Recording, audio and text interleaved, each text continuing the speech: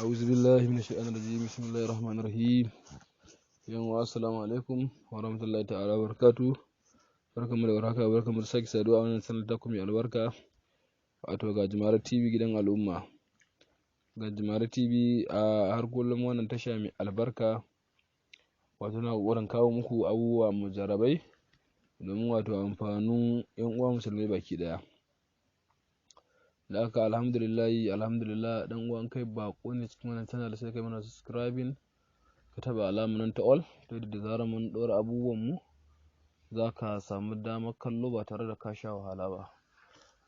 Na'am dan uwa, mu yau a wannan yau mun kawo muku wani sirri mai albarka mai kyau, sirrin wato karfin maza, wanda yake so ya sami karfin mazakutarsa, ko kuma yana samun matsala gurin rashin gamsuwa, ko kuma rashin wato karfi, ko kuma ya zamanto yana saurin gajiya ko makamancin haka, to sai guri ya tsaro sautin akwatin wayarsa domin rabota da wannan katafaren sirri mai albarka.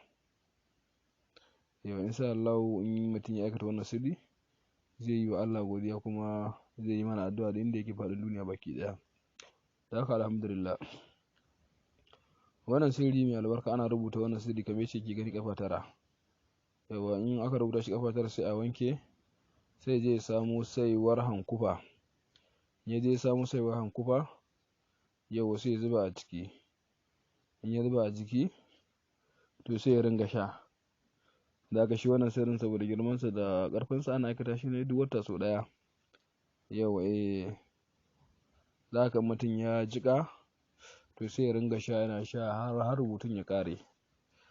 Yauwa to in Allah da in yi wannan to zai sami lafiya, da kuma lafiya sosai ta abin nan nasu, ta gaban nasu, kuma zai sami ƙarfin gaba sosai.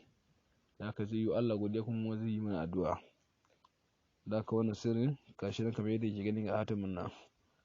Yauwa ga hatimin nan, ga kuma waɗannan ayoyin da zai rubuta ga su nan a saman hatimin. Ga su nan bismillahir rahmanir rahim.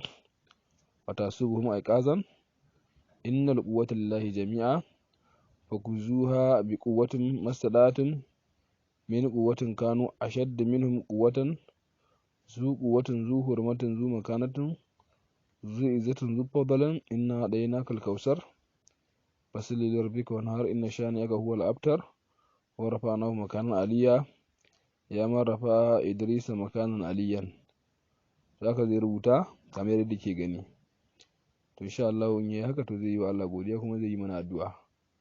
Da haka muna fatan alkhairi ga kowa da kowa wanda kuma suke buƙatar irin magungunan mu na ƙarfin maza na sultanul quwwa, wato king fawa, to ya iya laluban mu, domin shi haɗaɗɗen magani ne wanda yake a kwali an kammala shi, domin wato sai daga buhu tukunya. Wanda ke buƙata ya iya laluban mu ta 08105 878236 domin samun ƙarin bayani. Muna sallama irin ta addinin musulunci. Assalamu alaikum wa rahmatullahi ta'ala wa barakatuh.